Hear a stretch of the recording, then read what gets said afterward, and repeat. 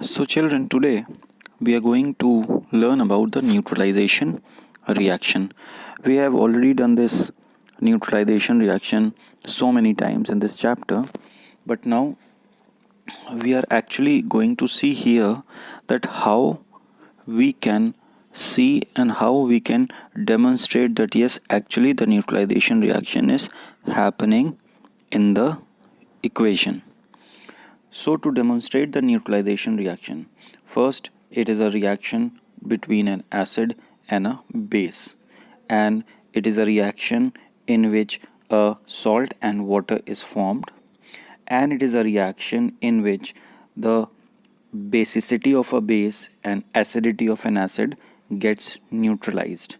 Neither a base remains a base, neither an acid remains an acid after the reaction has taken place. Clear. तो ये कुछ points हैं neutralisation reaction के properties हैं कि ये एसिड और बेस को न्यूट्रल कर देता है after reaction. Now to demonstrate and to actually show you how this reaction happens, we take a acid. Here we have taken an HCl, hydrochloric acid. This activity is given in your book on page number 81 as activity number 3. So you all can open page number 81, activity number 3 to demonstrate the neutralization reaction. Now इस reaction को perform करने के लिए एक acid चाहिए. We have taken hydrochloric acid, and to confirm that it is an acid, we take a blue litmus solution and dip it, and the blue litmus solution turns red, confirming that yes, it is acidic in nature and it is acidic solution. Now in the second test tube we have taken caustic soda, that is sodium hydroxide, and to test its basicity we take red litmus, dip it red litmus in the caustic soda sodium hydroxide, and it turns blue. A red litmus paper turns blue, showing that it is basic in nature and it is a base. Now what we are going to do, we have added phenolphthalein solution to test tube number 1 which contains hydrochloric acid in it. ठीक है, hydrochloric acid जिस test tube में था उसमें हमने phenolphthalein solution as an indicator डाल दिया. उसके बाद हमने क्या किया, ड्रॉपर लिया, and with the help of a dropper we have taken caustic soda from the other test tube, that is NaOH base, and we added NaOH drop by drop to this acid and phenolphthalein solution. Clear. एक test tube में HCl लिया, दूसरे में उस test tube में HCl लेके उसमें कुछ ड्रॉप phenolphthalein की डाली, कलरलेस रहा सोल्यूशन, कोई चेंज नहीं हुआ. ठीक है, phenolphthalein डालने के बाद, because as we have already studied about the indicator phenolphthalein, it shows no reaction with the base, it remains colorless. So वो colorless रहा test tube A, acid plus phenolphthalein. उसके बाद हमने ड्रॉपर लिया, ड्रॉपर से हमने सेकेंड टेस्ट ट्यूब में से caustic सोडा डाला, निकाला NaOH, और उसको ड्रॉप बाय ड्रॉप करके एसिड प्लस phenolphthalein सोल्यूशन में डाला. हम डालते वक्त क्या करते हैं, ड्रॉप बाय ड्रॉप डालते हैं और ग्लास रॉड से उसको स्टीयर करते रहते हैं टेस्ट ट्यूब ए को जिसमें एसिड और phenolphthalein है. तो एक समय ऐसा आता है जब लास्ट ड्रॉप डलती है कॉस्टिक सोल्यूशन की, NaOH की, एसिड और phenolphthalein के सोल्यूशन में, तो वो जो पूरा सोल्यूशन है टेस्ट ट्यूब ए में, इट टर्न्स पिंक. अब हम उसमें अगर डालते रहेंगे drop by drop NaOH sodium caustic soda, तो वो पिंक जो है और डार्कर कलर लेता रहेगा, टर्न्स डार्कर पिंक. तो जब ये पिंक सोल्यूशन टर्न हो जाता है, that means at this stage the neutralisation reaction has taken place and is completed. Completely the reaction has been neutralized and the solution will turn pink. So जब solution pink turn होता है, it indicates that a complete neutralization reaction has taken place, and now the solution so formed, that pink color solution, is neutral in nature. अब हम इसको कैसे test करेंगे neutral को, red and blue litmus paper हम लेंगे और दोनों ही लिथमस पेपर्स को हम इस सोल्यूशन में डिप करेंगे, एंड क्योंकि ये न्यूट्रल है तो ना तो रेड लिटमस ब्लू में टर्न होगा और ना तो ब्लू लिटमस रेड में टर्न होगा. Both the papers will show no color change, and this proves that the solution so formed, that the salt so formed, is neutral in nature and a neutralization reaction has taken place. Now in neutralization reaction it is not necessary that always a neutral salt will be formed. ये ज़रूरी नहीं है कि हमेशा neutralisation reaction में neutral salt form हो. अभी जो हमने न्यूट्रलाइजेशन रिएक्शन किया है, परफॉर्म किया है, उसमें हमने HCl लिया था एसिड और NaOH लिया था base. So both are strong acid. HCl is a strong acid and NaOH is a strong base. तो दोनों ही एसिड और बेस दोनों स्ट्रॉन्ग है. सो इस केस में, फर्स्ट केस में, स्ट्रॉन्ग एसिड और स्ट्रॉन्ग बेस हमेशा न्यूट्रल सॉल्ट देता है, because both will nullify each other's reaction and each other's property.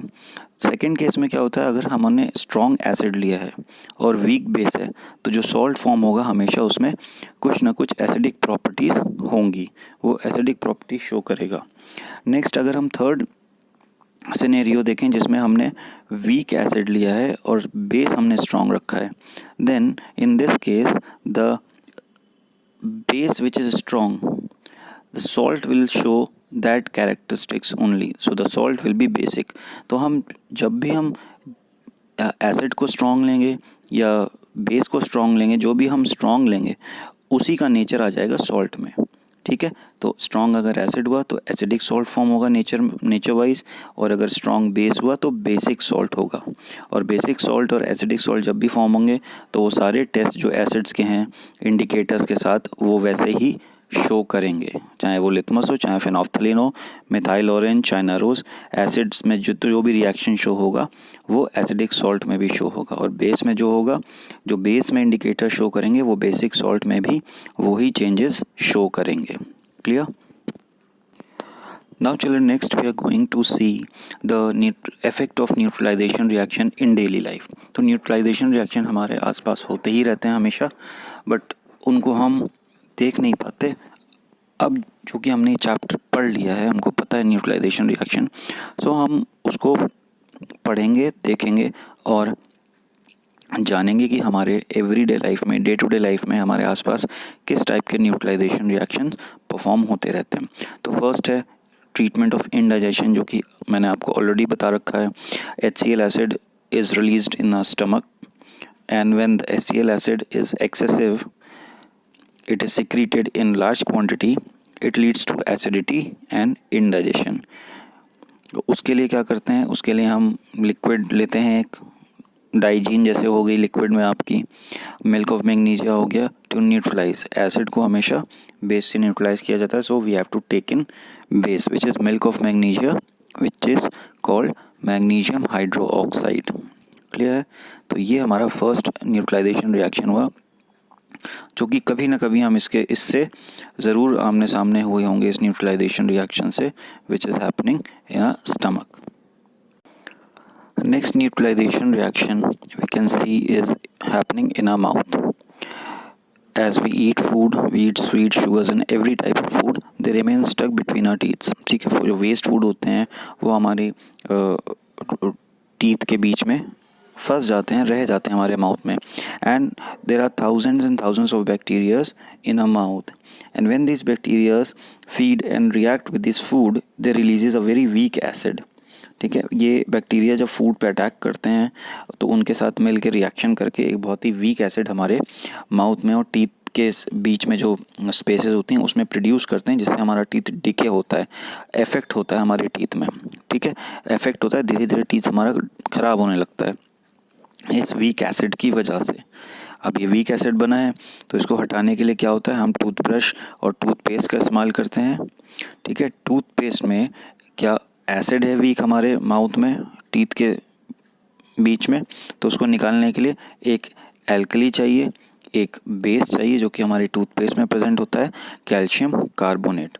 ठीक है, तो वो टूथपेस्ट में जो कैल्शियम कार्बोनेट होता है which is a base, it reacts with that weak acid and neutralizes the effect of the acid, and by doing this neutralization reaction, our teeth is prevented from the acid attack which is produce by bacteria. हमारा teeth जो है decay होने से, खराब होने से, सड़ने से बच जाता है because of the toothpaste which contains a base. So toothpaste contains base which acts on weak acids. So here a question can be framed as to how toothpaste helps in preventing the tooth decay, or what is the neutralization reaction takes place in a mouth. Explain in brief. हमारे खेतों में भी ये neutralisation reaction देखने को मिलता है। कैसे, आइए देखते हैं। जब भी हमारी सॉइल में, हमारे फार्म लैंड्स में, हमारे जो खेत हैं उसमें कभी कभी क्या होता है, वाटर की नेचर जो होता है वो एसिडिक होता है, और जब हम उसमें वाटरिंग करते हैं, प्लांटेशंस को, पूरे फार्म्स को पानी देते हैं, तो हमारी सॉइल का जो नेचर है वो भी एसिडिक हो जाता है। तो सॉइल का ज़्यादा एसिडिक नेचर भी हमारी प्लांटेशन के लिए अच्छा नहीं होता है, इसलिए हम उसको सॉइल की नेचर को न्यूट्रलाइज करते हैं। जो एसिडिक हो चुका है वाटर की वजह से, उसको हम न्यूट्रलाइज करते हैं, और एसिड को न्यूट्रलाइज करने के लिए again we are going to use a base which is your slake lime, sodium hydroxide, और quick lime which is calcium oxide. तो ये दोनों बेस को हम सॉइल में मिलाते हैं, सॉइल में इनका छिड़काव करते हैं, स्प्रे करते हैं, ताकि हमारी जो सॉइल का जो एसिडिक नेचर है वो वापस न्यूट्रल हो जाए with the addition of calcium oxide and calcium hydroxide, slake lime and quicklime. So in this case also neutralization reaction takes place and neutrals the salt and the soil nature. कभी क्या होता है, हमारी soil बहुत basic characteristics ले लिया जाता है, उसमें बेसिसिटी आ जाती है, तो उसमें क्या होता है कि उसमें हम एसिड मिलाते हैं vegetables and fruits, so they are acidic in nature. To again a soil is neutralised by adding acid when the soil is too basic in nature. One more example we can see of neutralization is in the bee stings or ant stings and the wasp stings. So when the bee and the wasp stings us, means जब वो हमको काटते हैं बीज और ends, तो वो हमारे बॉडी में एक एसिड रिलीज़ करते हैं which is known as formic acid. ठीक है, बीज एंड रेड एंड्स रिलीज़ करते हैं फॉर्मिक एसिड। आपको ये ध्यान रखना है कि जब भी bee stings and red ants के स्टिंग्स हैं तो वो हमारे बॉडी में फॉर्मिक एसिड रिलीज़ करते हैं। ये आप अंडरलाइन कर लीजिए, it is on page number 82 that red ant and bee has formic acid in the stings. तो जब वो हमारे बॉडी में इंजेक्ट होता है तो उसको न्यूट्रलाइज करने के लिए again we have to use an base, and what base do we use to neutralise it, to neutralise the effect. जब फॉर्मिक एसिड हमारे बॉडी में आता है through this insects, so it causes itching, irritation और burning sensation. खुजली होती है और इरिटेशन होती है और जैसे जलन होती है उस जगह पे जहाँ पर बी और एंट ने हमको स्टिंग किया होता है। ठीक है, तो इसको न्यूट्रलाइज करने के लिए एल्कली की ज़रूरत होती है, बेस की।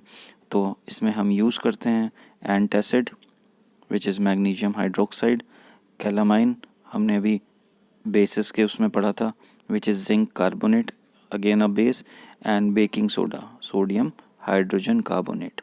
तो ये 3 बेसिस जो हैं हम यूज़ करते हैं जब बी स्टिंग्स और एंड स्टिंग्स होते हैं जो कि फॉर्मिक एसिड रिलीज़ करते हैं। वहीं पर अगर वैस्प देखें तो wasp stings are alkaline in nature containing magnesium hydroxide, and to neutralise the effect of wasp stings which contains magnesium hydroxide we have to use a acid. And which acid do we use? We use vinegar. As you all know, it contains acetic acid, and lemon juice which contains citric acid. So lemon juice, citric acid, and vinegar, acetic acid is used whenever wasps stings us, as it has got alkaline solution in a body. So it is very important to know that what type of stings have wasps have and bee stings और red ants. ठीक है, तो आपको ये याद रखना है कि एक फॉर्मिक एसिड इंजेक्ट करता है हमारी बॉडी में, और वैस्प जो होता है वो एल्कलाइन सोल्यूशन इंजेक्ट करता है उसको न्यूट्रल करने के लिए क्या चीज़ हम किस उसमें लगाते हैं। तो इसमें बहुत सारे क्वेश्चंस बन सकते हैं। Why we use lemon juice and vinegar whenever wasp stings us. तो आपका आंसर होगा whenever wasp stings us it injects a alkaline solution in a body which is magnesium hydroxide and to neutralize that effect we use lemon juice and vinegar. Likewise same question bee stings में भी बनता है कि why we use baking soda और antacid whenever bee और red and stings us because they releases formic acid, and to neutralize the effect of formic acid we use the base like baking soda, antacid or calamine zinc carbonate. Hope this everyday experience and examples of neutralization reaction is clear to you.